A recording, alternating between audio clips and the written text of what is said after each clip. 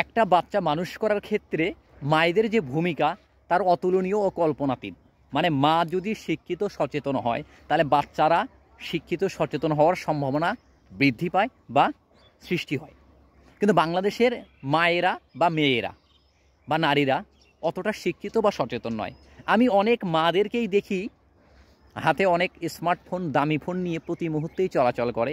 স্কুলে যায়, বাচ্চার খাবার নিয়ে যায়, বাচ্চার জন্য পোশাক নিয়ে যায়, ওই টিফিনের সময় অথবা বিরতির সময় বাচ্চাকে সুন্দর একটা নতুন পোশাক পরাবে অথবা আবার নতুন কিছু খাওয়াবে।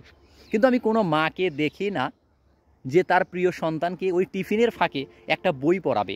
অর্থাৎ কোনো মায়ের হাতে বই দেখা যায় না বাচ্চাকে পড়ানোর জন্যে।